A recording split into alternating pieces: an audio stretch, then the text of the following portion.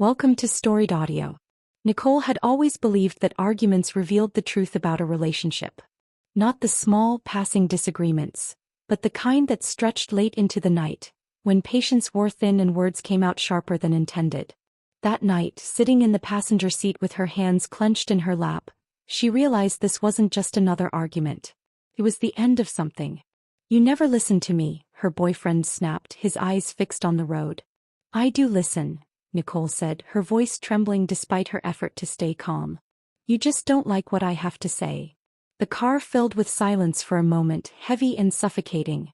Streetlights flashed past, casting brief shadows across his face. "Maybe you should just get out," he said suddenly. Nicole blinked. "What?" He pulled the car over to the side of the road, gravel crunching beneath the tires. "If you're so unhappy, then get out." Her heart dropped. "You're not serious." He didn't look at her. He just unlocked the doors. "Get out, Nicole." For a second she sat there frozen, waiting for him to take it back. But he didn't. The space between them felt colder than the night outside. Slowly, with shaking hands, she opened the door and stepped out. The air hit her immediately, cool, still, and eerily quiet. Before she could say anything else, the door slammed shut and the car sped off, disappearing into the darkness. Nicole stood there, staring after him as the taillights faded. Then the silence settled in. She was alone. Her chest tightened and tears spilled over before she could stop them. She wrapped her arms around herself, trying to steady her breathing, but it came out uneven and broken. "I can't believe he did that," she whispered. Her phone felt heavy in her hand. She scrolled through her contacts, her vision blurring as she tried to think. It was late, too late to call most people. Her best friend was out of town. Her parents lived hours away. There wasn't anyone she could think of who would come. Then she saw a name she hadn't noticed in years. Her best friend's older brother. They hadn't talked in a long time, not since life had taken them in different directions, but she had never deleted his number. Something about it had always felt unnecessary. Nicole hesitated, her thumb hovering over his name. Would he even answer? A chill ran through her and she glanced down the empty road. She pressed call. The phone rang twice before he answered. "Hello." His voice was calm, familiar in a way that made her chest tighten. "Zach. It's Nicole." There was a brief pause, then his tone shifted instantly. "Nicole, are you okay?" That simple question broke whatever composure she had left. "I'm on the side of the road," she said, her voice cracking. "We were arguing and he made me get out and he just left me here. I don't know what to do." "Where are you?" he asked, his voice firm but gentle. She gave him the nearest street name, wiping at her tears. "I'm on my way," he said immediately. "Stay right there. I'll be there soon." Nicole nodded even though he couldn't see her. "Okay. You're not alone," he added. "I've got you." The call ended and for the first time since being left there, Nicole felt a small sense of relief. She waited, pacing slightly to keep warm, glancing down the road every few seconds. The minutes dragged, but eventually headlights appeared in the distance. A truck pulled up beside her and stopped. Zach stepped out.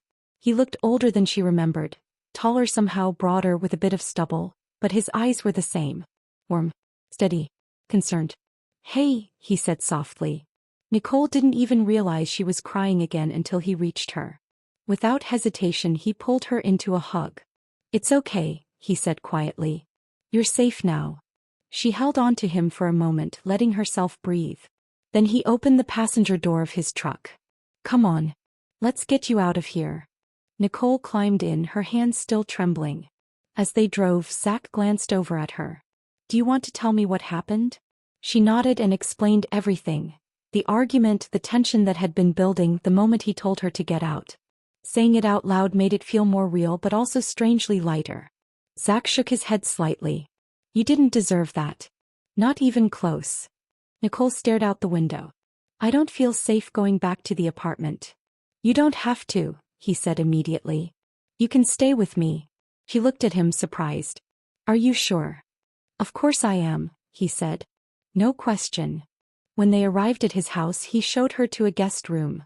Simple but warm and comfortable. "There are extra blankets in the closet," he said. "If you need anything, I'm right down the hall." "Thank you," Nicole said softly. "Really?" He gave her a small smile. Get some rest. That night, Nicole slept more peacefully than she had in weeks. The next morning she woke to the smell of breakfast. For a moment she forgot everything that had happened. Then she remembered, but instead of panic she felt calm. He walked into the kitchen to find Zach at the stove. Morning, he said with a smile. Morning, she replied. He set a plate in front of her, eggs, pancakes, and bacon. Figured you could use a good start to the day. Nicole sat down, touched. You didn't have to do this. I wanted to, he said simply. They talked while she ate and it felt easy, like slipping into something familiar. She found herself laughing and it surprised her. I forgot how easy you are to talk to, she said. Zach smiled. I could say the same about you. She hesitated, then admitted, I had a crush on you once. A long time ago. He raised an eyebrow, amused. Really? Yeah, she said, a little embarrassed. Well, he said with a small grin, I wish I had known that. They both laughed, the weight of the past day lifting a little more. After a moment he grew serious. What are you going to do about him? Nicole didn't hesitate. I'm leaving him. Zach nodded. Good. Over the next week he helped her go back to the apartment to gather her things. He stayed close, making sure she felt safe, never pushing, never judging. Nicole stayed with him while she searched for a new place, but something between them began to change. Conversations lingered longer. Silences felt comfortable instead of awkward. One evening as they sat on the couch talking, Zach reached for her hand. Nicole looked at him, her heart steady for the first time in a long while. She didn't pull away. A few weeks later, when her best friend returned and heard everything, she shook her head in disbelief. I'm so sorry that happened to you, she said, then turned to Zach. And thank you for being there for her. Zach shrugged lightly. Of course. Nicole smiled, squeezing his hand. What had started as one of the worst nights of her life had led her somewhere unexpected. Somewhere safe, warm, and full of possibility. And for the first time in a long time she knew she had found exactly what she deserved. Subscribe to the channel for more audio stories.